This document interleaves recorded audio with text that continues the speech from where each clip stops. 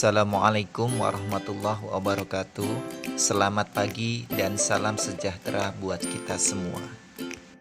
Hai anak-anakku semua, selamat ya atas keberhasilan kalian yang telah menyelesaikan pendidikan di jenjang sekolah dasar atau madrasah ibtidaiyah dan diterima di sekolah SMP Negeri 2 Tanjung Jabung Timur, Kecamatan Rantau Rasau.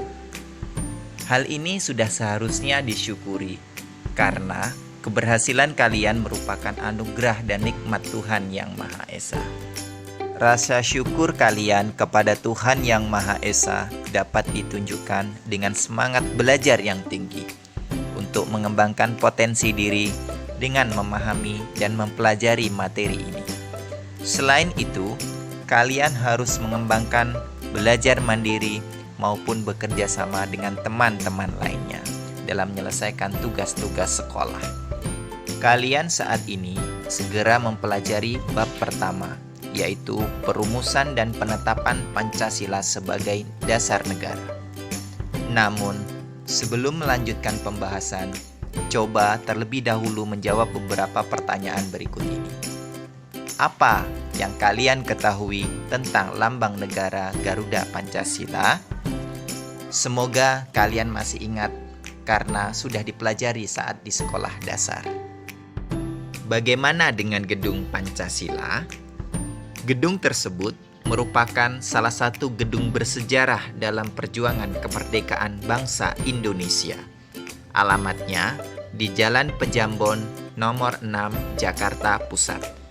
Di gedung inilah berlangsung proses perumusan dasar negara Pancasila. Oleh karena itu, sudah seharusnya gedung ini bernama Gedung Pancasila. Coba kalian cari informasi lebih lanjut tentang gedung tersebut ini dari berbagai sumber belajar yang tersedia. Setelah memperoleh informasi tentang Gedung Pancasila, coba kalian menyanyikan lagu nasional Garuda Pancasila secara bersama-sama. Mari kita menyanyikan lagu nasional tersebut dengan hikmat.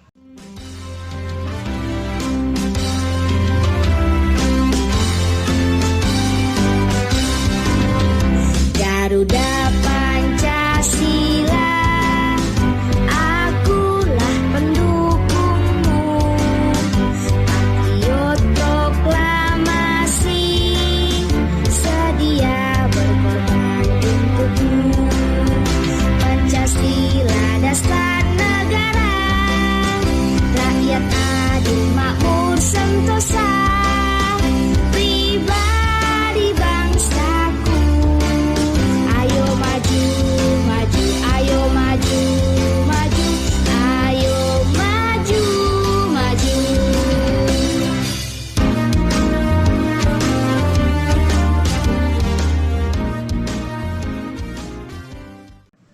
Bagaimana perasaanmu setelah menyanyikan lagu nasional tersebut?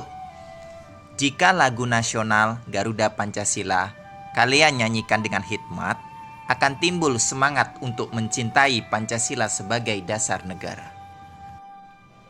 Pancasila sebagai dasar negara merupakan hasil perjuangan para pendiri negara. Mereka adalah orang-orang yang berjuang untuk mendirikan bangsa dan negara Indonesia. Jasa-jasanya sudah seharusnya selalu kita kenang atau ingat. Seperti yang diucapkan oleh proklamator kemerdekaan Indonesia, Insinyur Soekarno. Jangan sekali-kali melupakan sejarah. Pernyataan tersebut lebih dikenal dengan singkatan Jas Merah. Tidak melupakan sejarah perjuangan bangsa merupakan kewajiban seluruh warga negara sebagai bangsa Indonesia. Melupakan sejarah perjuangan bangsa sama artinya dengan menghilangkan identitas bangsa Indonesia. Para pendiri negara telah merumuskan dan menetapkan dasar negara. Hal itu dalam rangka menggapai cita-cita nasional sebagai negara yang merdeka, bersatu, berdaulat, adil, dan makmur. Dasar negara Pancasila berguna untuk mengantarkan kemerdekaan dan kejayaan bangsa Indonesia. Pada bab ini, kalian akan mempelajari sejarah dan nilai dalam perumusan serta penetapan Pancasila sebagai dasar negara.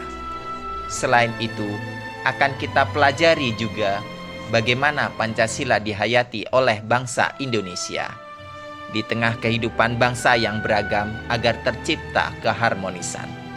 Diharapkan setelah mempelajari bab ini, kalian akan mensyukuri dan menghargai proses perumusan dan penetapan Pancasila sebagai dasar negara. Bagian A. Perumusan Pancasila sebagai dasar negara. 1. Pembentukan BPU PKI. Bangsa Indonesia mengalami sejarah yang panjang dalam melawan penjajah. Kita pernah mengalami penderitaan ketika dijajah oleh Belanda. Sejarah juga mencatat kekalahan Belanda oleh Jepang dalam Perang Asia Timur Raya, menyebabkan bangsa Indonesia dijajah oleh Jepang. Ibarat pepatah, lepas dari mulut harimau, masuk ke mulut buaya. Tepat kiranya untuk menggambarkan bagaimana kondisi penderitaan bangsa kita saat itu. Pertama, pelaksanaan kerja paksa. Hal ini menyebabkan banyak laki-laki Indonesia dikirim hingga ke Burma, Myanmar, untuk melakukan pekerjaan pembangunan dan pekerjaan berat lainnya dalam kondisi yang buruk. Ribuan orang Indonesia meninggal dunia dan hingga pada saat kejadian itu berlangsung. Yang kedua, pengambilan paksa. Saat itu, tentara Jepang mengambil makanan, pakaian, dan berbagai keperluan hidup lainnya secara paksa dari keluarga-keluarga di Indonesia tanpa memberikan ganti rugi. Yang ketiga, perbudakan paksa. Perempuan-perempuan Indonesia banyak dipekerjakan secara paksa oleh tentara Jepang.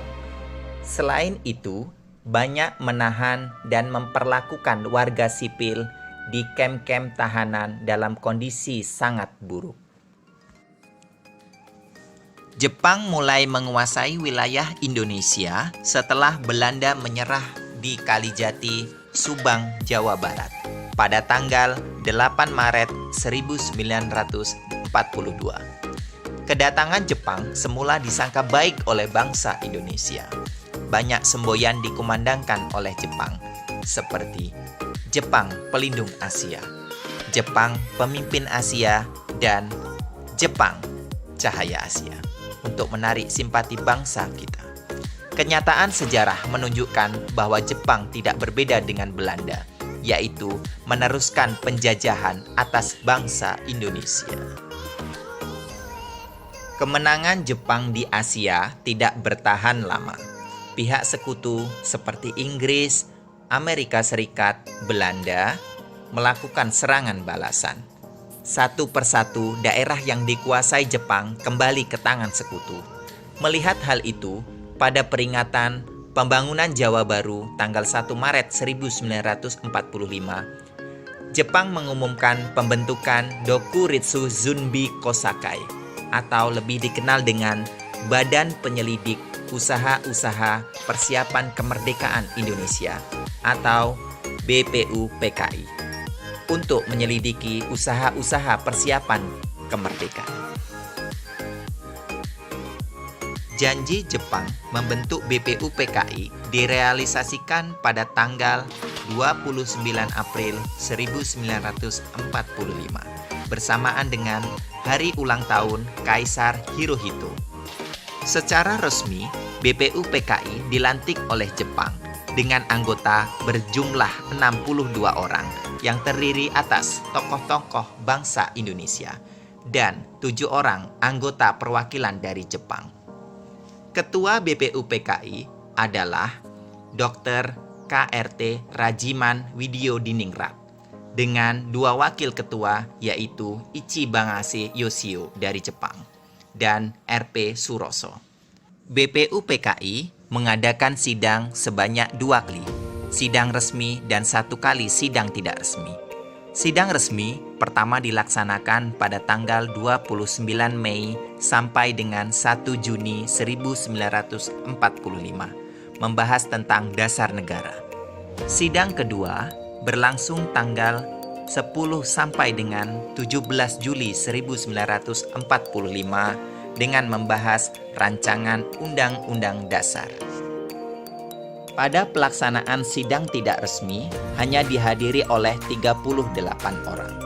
Kegiatan ini berlangsung di masa reses antara sidang pertama dan sidang kedua. Tujuannya untuk membahas rancangan pembukaan Undang-Undang Dasar 1945 yang dipimpin oleh anggota BPUPKI Insinyur Soekarno. Sidang BPUPKI dilaksanakan di gedung Chuo Saniin dan kini gedung itu dikenal dengan sebutan Gedung Pancasila. Sejak berkuasa di Indonesia, Jepang dengan segala cara menguras kekayaan dan tenaga rakyat Indonesia. Hal itu menimbulkan kesengsaraan dan penderitaan bagi rakyat. Namun, penderitaan tersebut tidak menyurutkan semangat pejuang kita untuk meraih kemerdekaan. Berbagai upaya dilakukan bangsa Indonesia dengan menyusun barisan dan bersatu padu mewujudkan kemerdekaan yang dicita-citakan. Demikianlah pertemuan pada materi kali ini. Semoga dapat kalian pahami dan cermati. Sampai jumpa pada pertemuan yang akan datang. Tetap semangat belajar dari rumah ya, untuk menghindari coronavirus DCAC atau COVID-19. Bapak akhiri, wassalamualaikum warahmatullahi wabarakatuh.